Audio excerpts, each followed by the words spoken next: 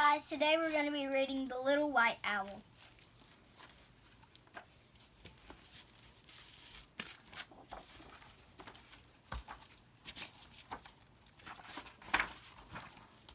Once there was a little white owl who lived by himself in the snow.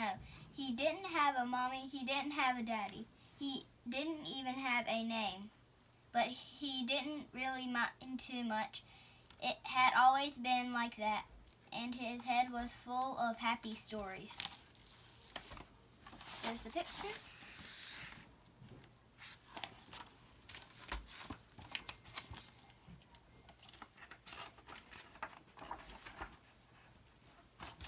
Sometimes he was a brave white knight, and sometimes he was a snowflake. Sometimes he was a rocket blasting to the moon. But every night at bedtime, he sat on his favorite branch, nibbling toast spread with strawberry jam, counting the stars by himself.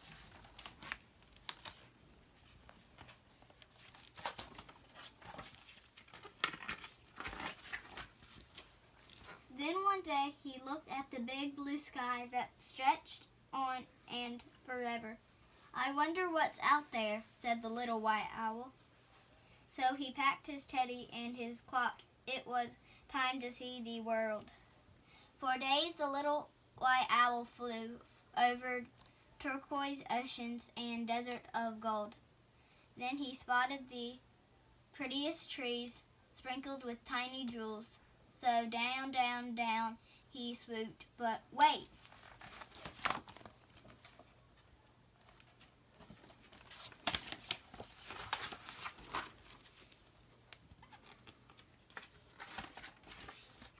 These jewels had beaks.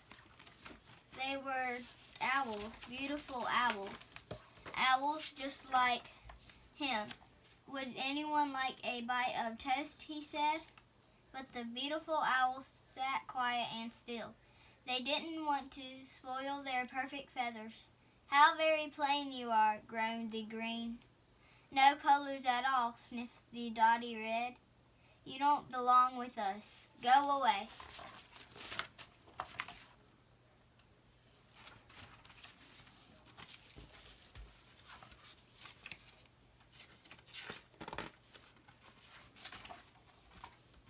"But I do have colors," cried the little white owl. "Down in me are lots of happy stories. I'll share them with you if you want me to." The owl sat and thought. Then, sighed the blue. "A story might help pass the time, fine. But just one," said the flowery pink one with a yawn. The little white owl swung on a branch with his little teddy, and he munched his toast and shared a happy story. "Aha!" breathed the blue owl dreamily. When the little white owl had finished, the other owls all glared at her. "Oops, sorry," she blushed. "But couldn't we have just one more?"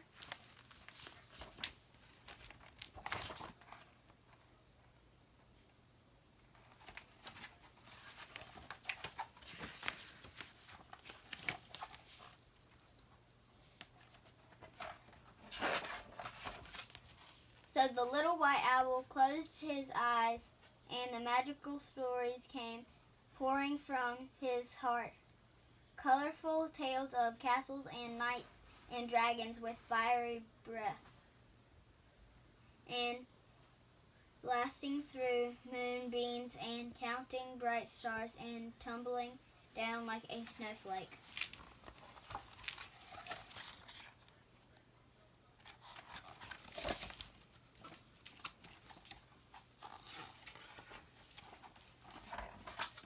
Slowly, and rather to their surprise, the owls began to smile. "Aha!" they breathed. Then suddenly, "More!" everyone cried.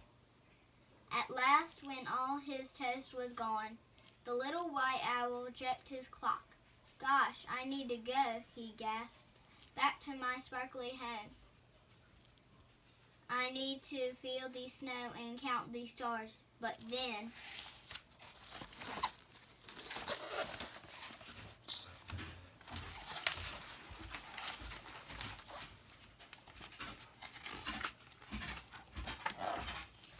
a blue wing fluttered and a tail of dotty red began to twitch.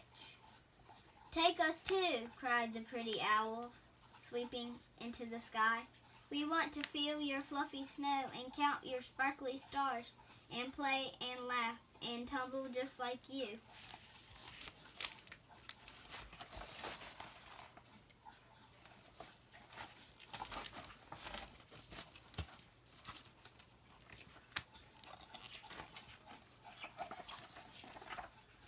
So the little white owl led them home, where they tumbled and twirled on the ice. Like splashes of rainbow, they speckled the snow, their colors brighter than ever.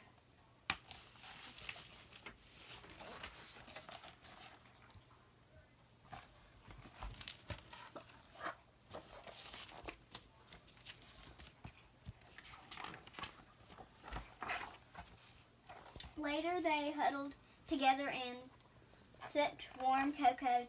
"Tomorrow when we fly home," said the white clouds will remind us of you. Promise you'll visit very soon?" "I promise," smiled the little white owl. "And you can tell me all your stories." Then he snuggled up on his favorite branch.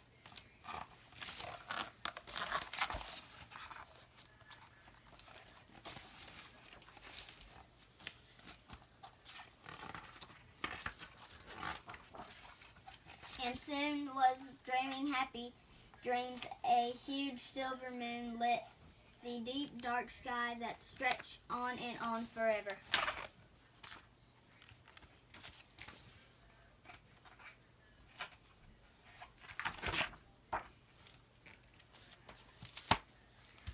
Bye guys, that's all for today. See you tomorrow.